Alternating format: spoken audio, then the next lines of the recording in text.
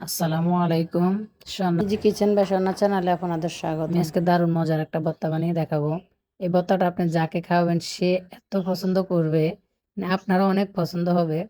এটা না খেলে বুঝতে পারবে না এটা কি ভর্তা নাকি অমৃত। অনেক মজা। পেঁয়াজ রসুন যার যার পছন্দ মতো কম বেশ করে নিতে পারবেন। পেঁয়াজ রসুন আদা কাঁচামরিচ শুকনো মরিচ এক টুকরো মাংস, এখন সবগুলো ভালোভাবে ধুয়ে কেটে নেব। মাংসটাকে আমি কিমা করে নিয়েছি, দেখেন মিহিভাবে কিমা করে নিয়েছি। তো ভর্তা এটা সরিষার তেল দিয়ে করলে বেশি মজা হবে।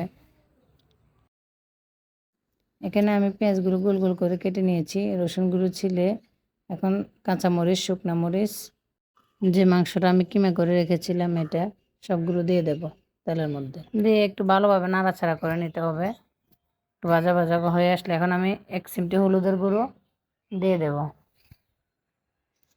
হলুদের গুঁড়ো দিয়ে আবার এরকম একটু ভাজা ভাজা করে নেব, নাড়াচাড়া করে ভাজা ভাজা করে নিতে হবে। এখন একটু পানি দিয়ে দেবো, এখানে পানি দিয়ে ঢাকনা দিয়ে ডেকে সিদ্ধ করে নেব।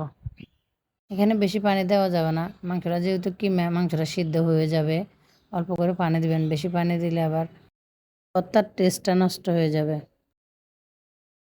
পানিটা শুকিয়ে আবার এরকম তেল বের হয়ে আসবে, তেলের মধ্যে একটু ভেজে নিলে এরকম হয়ে যাবে। এখন এটা একটু ঠান্ডা করে নিতে হবে।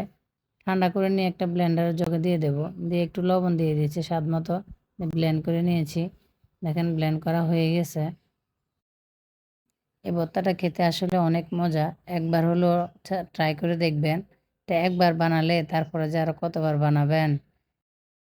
অসাধারণ একটা মজার ভর্তা রেসিপি এটা। আসসালামু আলাইকুম।